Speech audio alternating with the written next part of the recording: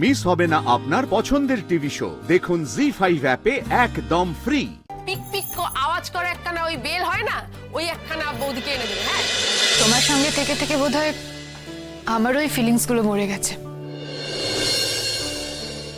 তোমার খারাপ লাগবে না বলতে চাইছো? না, কিচ্ছু মনে হবে না।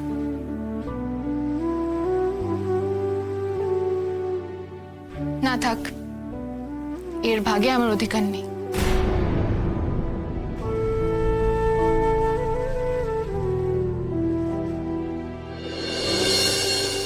কি ক্ষতি ছিল এইটুকু বলতে, যে আমাদের 6 মাস হয়ে গেছে এটা ভেবে তোমার কষ্ট হচ্ছিল? এটুকুও মানতে পারলে না? স্রোত, তুমি নিশ্চয়ই এটা নিয়ে ভাবছিলে, তাই তো বিতস্তা নামটা হঠাৎ এতদিন পর বললে। ঠিক আছে স্রোতস্বিনী, আমিও চ্যালেঞ্জটা অ্যাকসেপ্ট করলাম। আমিও তোমাকে দিয়ে বলাবো যে তুমি আমার কথা ভাবো। আমার থেকে আলাদা হয়ে যাওয়ার ভাবনায় তোমার মন খারাপ হয়। তুমিই বলবে নিজের মুখে যে তুমি আমাকে ভালোবাসো। Srot, you love me, you love me. এই বিচ্ছিরি লোকটাকে আমি কেন এতটা ভালোবেসে ফেলেছি? ও তো আমায় ভালোবাসে না, এতটুকু ভালোবাসে না। না, আমাকে শক্ত থাকতে হবে। নিজের দুর্বলতা ওর সামনে এক্সপ্রেস করা যাবে না, আরো আশকারা পেয়ে যাবে ও, আরো আঘাত করে কথা বলবে আমায়। চলো দিদি চলো। আস্তে আস্তে আসতে হবে না। না না, আসতে হবে, ধরে নিয়ে আসতেই হবে। দাদা বাবুর অর্ডার বলে কথা। বসো বসো ঠিক করে। দাঁড়াও, বালিশটা দিয়ে দি। এই না, ঠিক আছে? হ্যাঁ হ্যাঁ, একদম ঠিক আছে। এবার ওষুধটা দি।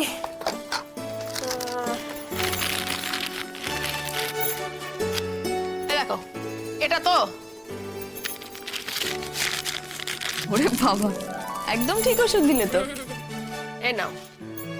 বললাম না, এসব একেবারে আমরা সব মুখস্থ, কিচ্ছু বলতে হয় না। খেয়ে নাও, খেয়ে নাও, চটপট খেয়ে নাও।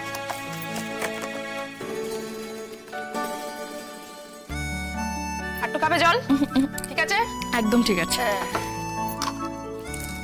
এনো, হ্যাঁ বলছি ঐশ্বর্য, হ্যাঁ। তুমি এই আমার মতো প্রেগন্যান্সির কেস আগে হ্যান্ডেল করেছো? মানে তুমি জানো তো আমার আগে কি হয়েছিল? টিউমার হয়েছিল তো ওভারিতে, অপারেশনও হয়েছে, সবই ঠিক আছে। কি বলো তো, ওই বললাম না তখন, তোমাদের না আরেকটু অপেক্ষা করা উচিত ছিল। দাদা বাবুর কিসের যে এত তাড়াহুড়ো মাইরি। বলছি তুমি বললে না তো আমার মতো পেশেন্ট আগে হ্যান্ডেল করেছো কিনা? আরে এরা, হ্যাঁ বল, তোদের এত কিসের তাড়া বলতো? বললাম না এরা নতুন কাজে জয়েন করেছি। রাখ ফোন। দুজনের যে কিসের এত তাড়া মাইরি কিছু বুঝি না। হ্যাঁ, যেটা বলছিলাম তোমাকে, তোমার মতো একটা কেস ছিল আমার, তার ওইরকম অপারেশন সব হয়েছিল। তার বাচ্চা ঠিকঠাক হয়ে গেছিল না? হ্যাঁ হয়েছিল, খুব যত্নে রাখতে হয়েছিল তাকে। হ্যাঁ, তবে মায়ের উপর দিয়ে খুব দখল যায় মাইরি। মা বাচ্চা দুজনেই তো এখন সুস্থ আছে নিশ্চয়ই? হ্যাঁ আছে নিশ্চয়ই। আমি তো সবগুলোর সাথে কন্ট্যাক্ট রাখি না। কাজ শেষ, টাকা টিপ নিয়ে আমি চলে এলাম, ব্যাস। খুব রিস্কি হয় না এই ধরনের প্রেগন্যান্সি? সে তো ডাক্তার বলে।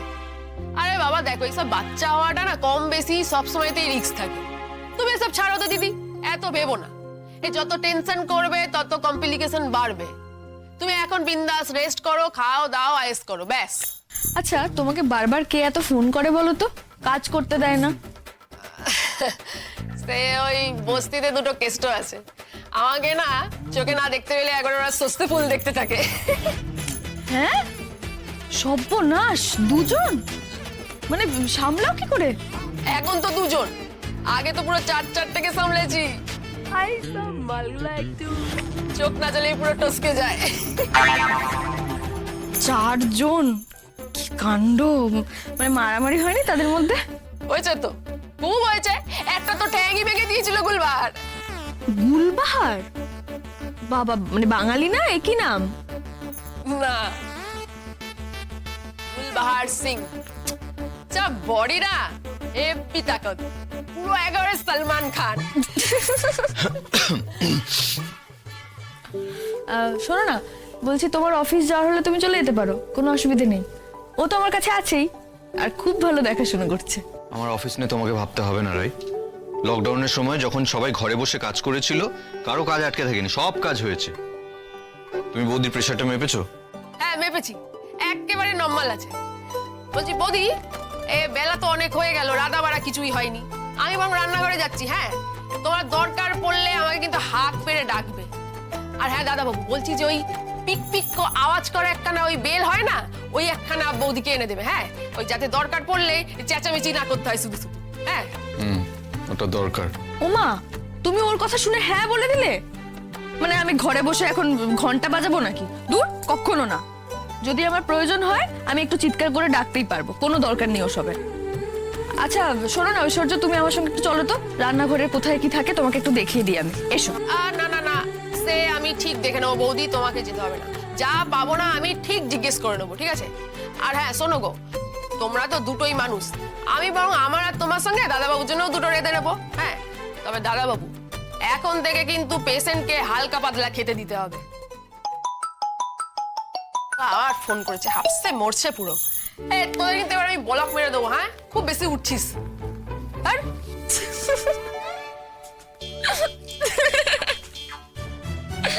হবে এর দ্বারা? কি বুঝলে? ভালো ভালো, খুব ভালো, মজার। এবং বাচাল টাইপ জানো, একের পর এক ফোন এসেই যাচ্ছে। আরে তাতে কি, অভিজ্ঞতা আছে, মানে এক্সপিরিয়েন্সড। আর আমার কি মনে হলো বলো তো, মানে মেয়েটি কিন্তু বেশ এফিশিয়েন্ট আর খুব কালারফুলও। মানে এতদিন নাকি 4টে বয়ফ্রেন্ড ছিল, এখন আবার 2টোতে এসে দাঁড়িয়েছে। বোঝো, তারাই ফোনে তাণ্ডব করছে, তাই তো? না না, আমি বাড়িতে থেকে ওকে 7 দিন দেখবো, বুঝলে? ওর ভরসায় তোমাকে রেখে যাওয়া যাবে কিনা সেটা তো আমাকে দেখতে হবে।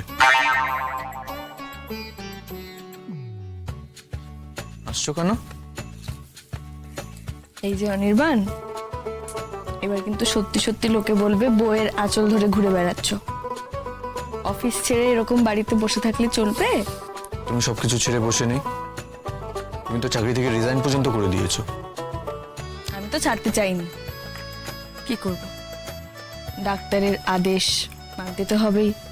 তাহলে শোনো রাই, যে আসছে সে শুধু তোমার একার রেসপন্সিবিলিটি না, সে আমারও রেসপন্সিবিলিটি ইকুয়ালি। ইনফ্যাক্ট আমাদের দুজনের রেসপন্সিবিলিটি। এই মুহূর্তে এই সময় আমি তোমার পাশে আছি, কোনো মহৎ কিছু করিনি আমি, বুঝেছো?